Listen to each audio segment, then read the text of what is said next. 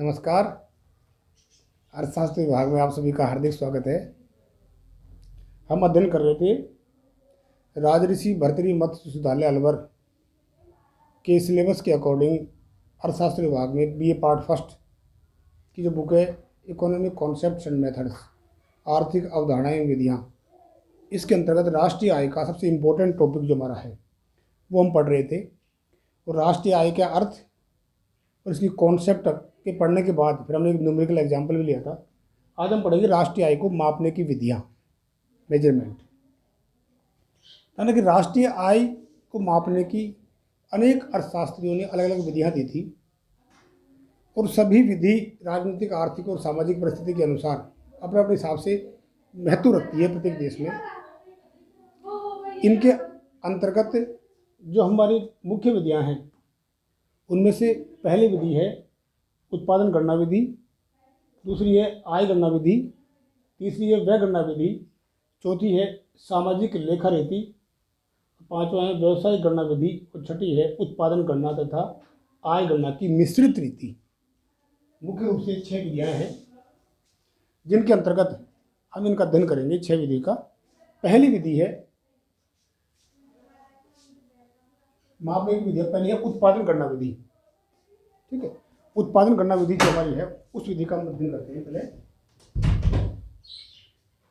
उत्पादन गणना विधि, यानी कि उत्पादन गणना विधि के अंतर्गत, इस विधि के अंतर्गत वर्ष में उत्पादित वस्तुओं और सेवाओं के बाजार मूल्य के शुद्ध योग को लिया जाता है। ठीक है, एक वर्ष में उत्पादित जो टोटल वस्तुओं और सेवाओं का जो कुल उत्पादन है, ठीक है, उसका जो मार्केट प्राइस है एक वर्ष में, जो बाजार मूल्य है, यानी कि उसका शुद्ध योग लिया जाता है। और शुद्ध योग ज्ञात करने के लिए कहा कि ध्यान रखिए, शुद्ध योग ज्ञात करने के लिए कुल मूल्य में से गिरावट, मरम्मत और प्रतिस्थापन व्यय को कम कर दिया जाता है।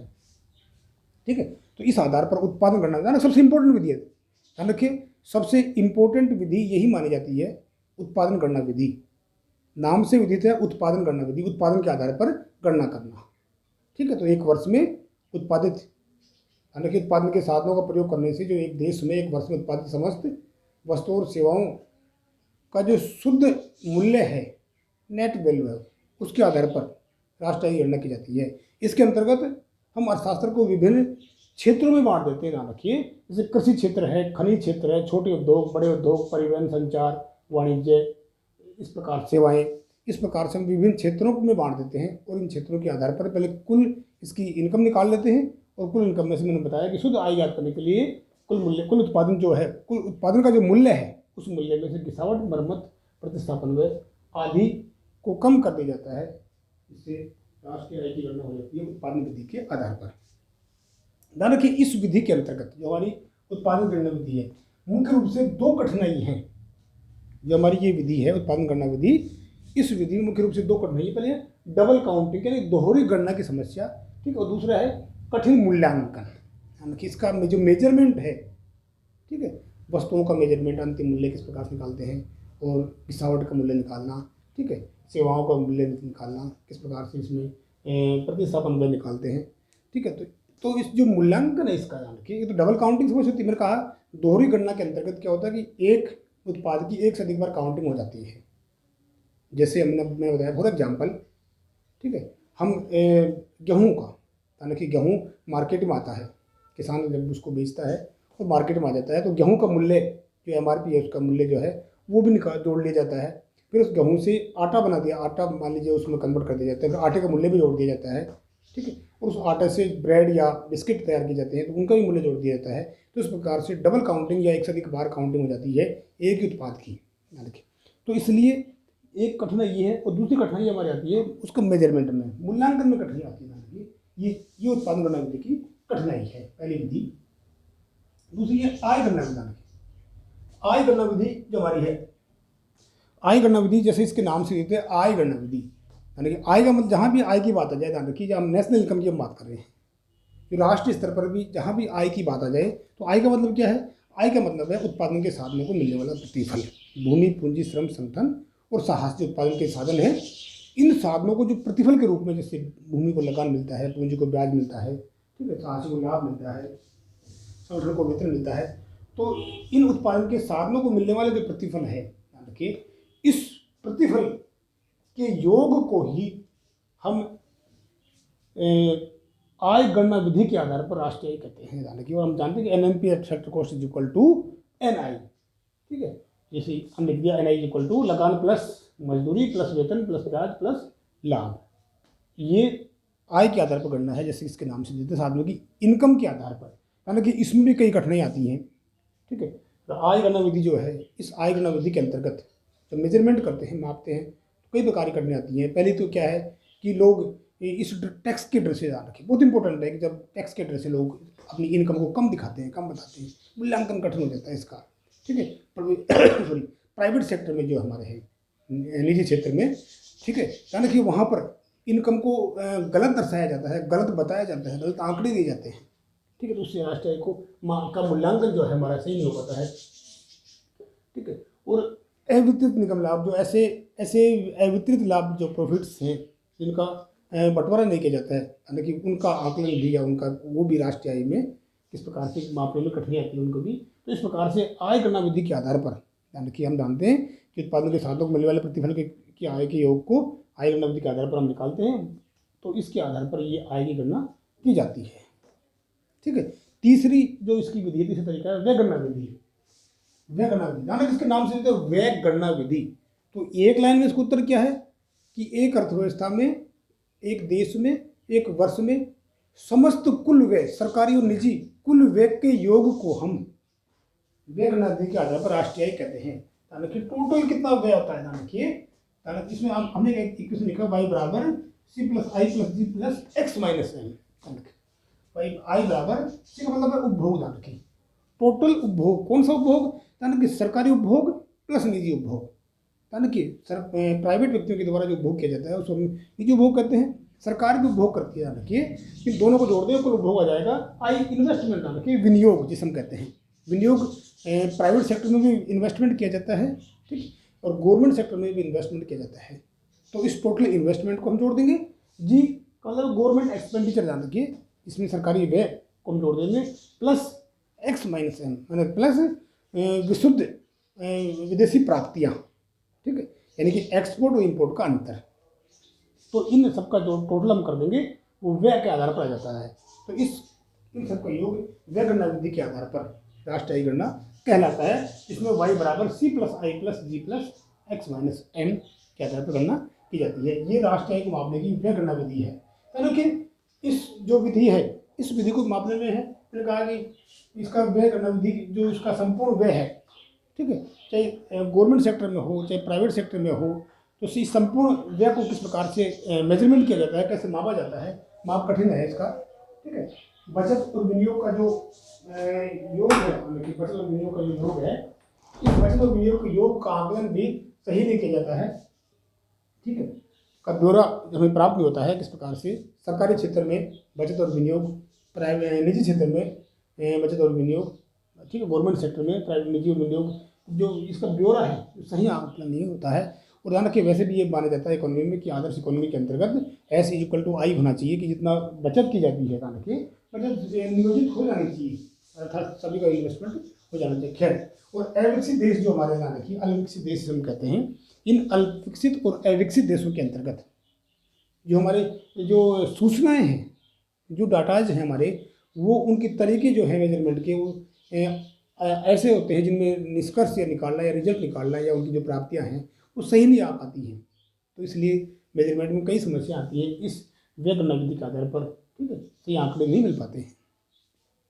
तो ये राष्ट्रीय आय को मापने की तीसरी विधि है व्यय गणना विधि। सबसे यानी कि 3 विधियाँ इंपॉर्टेंट बन जाती हैं मुख्य रूप से राष्ट्रीय आय को मापने में, उत्पादन गणना विधि, आय गणना विधि और व्यय गणना विधि, ठीक है। जैसे इसके नाम से देते हैं, उत्पादन का मतलब मैंने बताया आपको, उत्पादन गणना विधि में उत्पादन होता है, शुद्ध उत्पादन एक साल का वस्तु और सेवाओं का, ठीक है। आय गणना विधि में टोटल इनकम होती है एक वर्ष में, एक देश में उत्पादन साधनों को मिलने वाले आय, ठीक है। व्यय गणना विधि के अंतर्गत टोटल एक्सपेंडिचर होता है, ध्यान रखिए, कुल व्यय एक देश में सरकारी और निजी दोनों को हम टोटल कर लेंगे, प्लस जो विदेशों से प्राप्त जो शुद्ध आय है हमारी, अर्थात एक्सपोर्ट इम्पोर्ट का जो हमारा डिफरेंस है, उसको हम शामिल करते हैं। ठीक है, ये मुख्य रूप से 3 विधि है।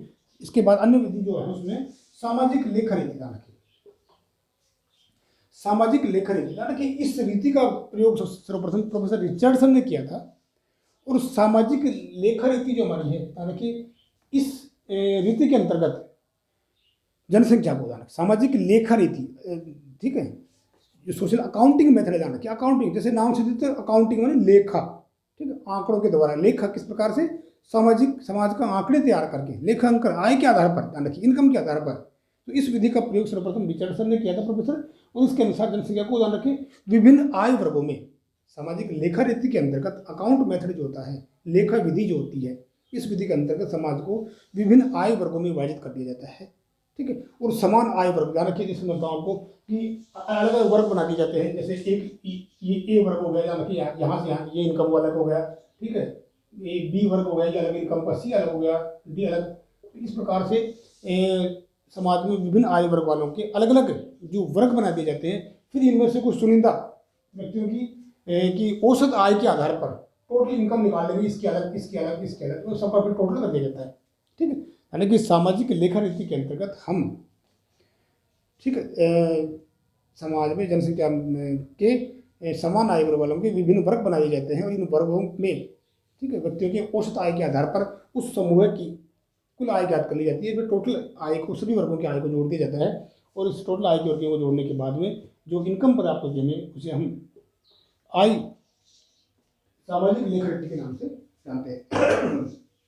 ध्यान कि जो सामाजिक लेखा रीति है, सोशल अकाउंटिंग जो मेथड है, ये सामाजिक लेखा रीति जो कुल मिलाकर जनसंख्या के में व्यक्तियों की आय के आधार पर ध्यान रखिए। इसलिए जो इनकम जो मेथड हमारा, जो आय विधि जो हमारी थी, आय गणना विधि जो थी, उस आय गणना विधि में जो समस्याएं आती हैं वही समस्या इसमें है। क्योंकि यहाँ पर भी देखिए कम गणना की समस्या रहती है, मूल्यांकन में कठिन है, ठीक है, सही आंकड़े उपलब्ध नहीं होते हैं। तो तमाम तरह की जो आय गणना विधि की जो कठिनाइयाँ थी, जो समस्याएं थी, वही कठिनाई समस्या सामाजिक लेखा रीति में भी आती है। क्योंकि सामाजिक लेखा रीति के अंतर्गत भी हम समाज की जो विभिन्न वर्ग हैं उनके आय के आधार पर, उनकी एवरेज आय के आधार पर उन संपूर्ण आय का आंकलन कर लिया जाता है। ये सामाजिक लेखा रीति है। ठीक है, इसके बाद है व्यवसाय गणना विधि। व्यवसाय गणना विधि यानी किसके नाम से देते हैं, व्यवसाय गणना विधि। ठीक है, व्यवसाय के आधार पर, यानी कि व्यवसायवार आय की गणना करना, व्यवसायवार उत्पादन की गणना करना, व्यवसाय विधि के आधार पर। ध्यान रखिए, इसके अंतर्गत हम उत्पादक व्यवसायों को, ठीक है, उत्पादक व्यवसायों को या लोगों की आय के आधार, उत्पादक व्यवसायों के आधार पर अलग अलग व्यवसायों में इसको बांट दिया जाता है। अलग अलग जो व्यवसाय है, ठीक है, जैसे कृषि है, व्यापारी है, ठीक है, कृषि है, व्यापारी है, उत्पादक है, नौकरी पेशा है, ठीक है। तो सभी अलग अलग व्यवसाय के आधार पर लोगों की व्यवसायवार, कि कृषि क्षेत्र की अलग इनकम होगी, उत्पादक क्षेत्र की अलग इनकम होगी, सोशल जो सेक्टर उसकी अलग इनकम होगी, ठीक है। तो इनकी अलग अलग व्यवसाय के आधार पर इनकी आय ज्ञात कर ली जाती है, और उन व्यवसायवार आय इनकम का जो योग है, टोटल योग कर लिया जाता है, उससे संपूर्ण राष्ट्रीय आय की गणना की जाती है। तो ये व्यवसाय गणना विधि के आधार पर इसकी कहती है, जैसे कि नाम से भी तो मैंने बताया आपको कि व्यवसाय गणना विधि, ठीक है, यानी कि व्यवसाय के आधार पर आय की गणना करना। और मैंने बताया कि हम शुरू से हम इस चीज़ का अध्ययन करके, चाहे इसकी कॉन्सेप्ट हो चाहे मापने की विधि हो, ध्यान रखिए इसमें वार्षिक गणना की जाती है। ये इंपॉर्टेंट चीज़ है, कॉमन चीज़ है जो वार्षिक गणना की जाती है, ठीक है। और इसके अंतर्गत हम उत्पादन की गई वस्तुओं सेवाओं को भी शामिल करते हैं। कौन सी, यानी कि जिनके बदले आर्थिक लेन देन होता है, यानी कि इसमें आर्थिक क्रियाओं को शामिल करते हैं। जो अनार्थिक क्रियाएं हैं जिनके बदले आर्थिक लेन देन नहीं होता है, या जो इलीगल आर्थिक क्रियाएं हैं, यानी कि उनको हम इसमें राष्ट्रीय आय की कॉन्सेप्ट हो, ठीक है, चाहे इसकी मापने की विधि हो, कहीं पर भी हम उसको शामिल नहीं करते हैं। तो इसके नाम से देते हैं व्यवसाय गणना विधि, यानी कि व्यवसाय, अलग अलग व्यवसाय की गणना के आधार पर, ध्यान रखिए, राष्ट्रीय आय की गणना करना, राष्ट्रीय आय का अनुमान लगाना, आकलन करना, ये व्यवसाय गणना विधि कहलाती है। छठी और आखिरी है उत्पादन गणना तथा आय गणना की मिश्रित विधि। मैंने कहा दोनों विधियां हैं, उत्पादन विधि और आय गणना। यानी कि इस विधि के अंतर्गत ध्यान रखिए उत्पादक व्यवसायों की गणना जो है, उत्पादन गणना, ध्यान रखिए दोनों को मिक्स कर रखा, उत्पादन गणना विधि और आय गणना विधि। तो उत्पादन गणना विधि जहाँ उत्पादक व्यवसायों की गणना उत्पादक विधि के आधार पर की जाती है, ठीक है। और ध्यान रखिए सरकारी और गैर सरकारी जो आंकड़े हैं, जहाँ इनकम जो सेवा क्षेत्र है, जहाँ आय गणना के आधार पर हम सरकारी और गैर सरकारी लोगों की गणना के आधार पर आय की गणना की जाती है। फिर दोनों को मिक्स कर देते हैं। उत्पादन गणना विधि उत्पादक व्यवसाय की टोटल इनकम अलग निकाल लेंगे, ठीक है, और सरकारी निजी क्षेत्र में नौकरी पैसा जो आय गणना है उस गणना का अलग निकाल लेंगे, फिर दोनों का योग कर लेंगे। दोनों के योग से देखिए राष्ट्रीय आय गणना हो जाती है। इसमें भी वही कठिनाई आती है, उत्पादन गणना विधि की और आय गणना विधि की दोनों की जो कठिनाइयाँ हैं वो इसमें कठिनाई आती है। देखिए भारत में सबसे पहले इसका प्रयोग डॉक्टर VKRV राव ने किया था। ये राष्ट्रीय आय को मापने की 6 विधियाँ हैं, ठीक है। उत्पादन गणना विधि, आय गणना विधि, व्यय गणना विधि, सामाजिक लेखा रीति, ठीक है, व्यवसाय गणना विधि और उत्पादन गणना तथा आय गणना की मिश्रित विधि। यानी कि सभी के, मैंने बताया कि हमने जो राष्ट्रीय आय में शुरू में पढ़ा था, यानी कि स्टार्टिंग में जो हमने देखा था, उस राष्ट्रीय आय की स्टार्टिंग में जो कुछ बातें मैंने आपको कॉमन बताई थी, यानी कि उन कॉमन बातों को ध्यान में रखते हुए मैंने कहा आर्थिक क्रियाएं शामिल करेंगे, वस्तुओं के उत्पादन के साथ साथ सेवाओं की भी, आर्थिक सेवाओं को भी शामिल करते हैं, वार्षिक गणना होती है। इसकी कॉमन चीज़ें ध्यान रखिए, उन चीज़ों को ध्यान में रखते हुए यहाँ जब इनकी हम राष्ट्रीय की मापने की विधियों का अध्ययन करते हैं तो मैंने कहा कि इनके नाम इस तरह के दे रखे हैं कि उन नामों से ही आसानी से हम समझ लेते हैं, या आसानी से हम हमें याद हो जाएगा कि हम किस विधि की बात कर रहे हैं, तो उसमें क्या क्या हम चीज़ों को शामिल करेंगे। उत्पादन गणना विधि, ठीक है, उत्पादन की बात करती है। आय गणना विधि जो आय की बात करती है। और मैंने कहा कि जब पूरी इकोनॉमी के स्तर पर जब हम इनकम की बात करते हैं, हमेशा ध्यान रखिए राष्ट्रीय स्तर पर जब हम इनकम की बात करेंगे, आय जहाँ भी आ जाए आय, तो आय का मतलब है उत्पादन के साधनों को मिलने वाला प्रतिफल, ठीक है। और व्यय की मतलब बात आ जाए, ध्यान रखिए जहाँ पर व्यय की बात आ जाए तो व्यय का मतलब है टोटल एक्सपेंडिचर, सरकारी व्यय, जिसमें भाई ये इक्वेशन जो हमारा है बराबर C+I+D+X-N इंपॉर्टेंट है, ध्यान रखिए। सामाजिक लेखा रीति चौथी, सामाजिक अकाउंटिंग के आधार पर, सामाजिक लेखा के आधार पर विभिन्न आय वर्गों के आधार पर हम आय वर्गों में विभाजित कर देंगे। उन वर्गों के में कुछ व्यक्तियों को, चुनिंदा व्यक्तियों को लेकर उनकी एवरेज इनकम निकाल कर उस समूह की इनकम का योग कर लेंगे, फिर टोटल समूह की इनकम को टोटल कर लेंगे, तो एक अकाउंटिंग बन जाएगा। ध्यान रखिए लेखा के आधार पर, अकाउंटिंग के आधार पर हम इस आय की गणना की जाती है, तो ये हमारी सामाजिक लेखा रीति कहलाती है। व्यवसाय गणना विधि, व्यवसाय की गणना के आधार पर विभिन्न व्यवसाय में हम इसको बांट देंगे, ठीक है। और वैसे प्राथमिक क्षेत्र, द्वितीय क्षेत्र, तृतीय क्षेत्र हम जानते हैं, ठीक है। तो इस व्यवसाय के आधार पर भी हम आसानी से आगे गणना कर सकते हैं व्यवसाय बार।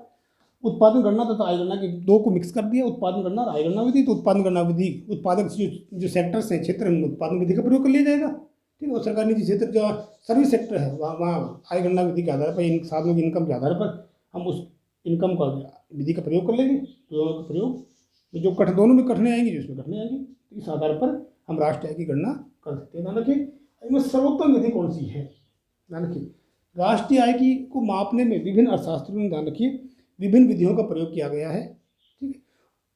इसमें कोई सी विधि अपने आप में पूर्ण नहीं है, लेकिन ध्यान रखिए प्रत्येक देश की जो परिस्थिति है, ध्यान रखिए सामाजिक, आर्थिक, राजनीतिक जो परिस्थिति है, ठीक है, प्रत्येक देश की वो अलग अलग परिस्थिति होती है, तो अलग अलग परिस्थिति के आधार पर आय की गणना की जाती है। यानी कि भारत में जो वैसे सबसे उपयुक्त जो विधि है इनमें से, ध्यान रखिए सबसे उपयुक्त विधि है उत्पादन गणना विधि, सबसे उपयुक्त विधि मानी जाती है, ठीक है। और ये राष्ट्रीय को मापने की विधियाँ हैं, ठीक है। इसके बाद हमारे एक लास्ट टॉपिक बच गए इसमें, ठीक है, राष्ट्रीय आय एवं आर्थिक कल्याण का संबंध, जो हम इसके बाद में जस्ट देखते हैं। थैंक यू, धन्यवाद।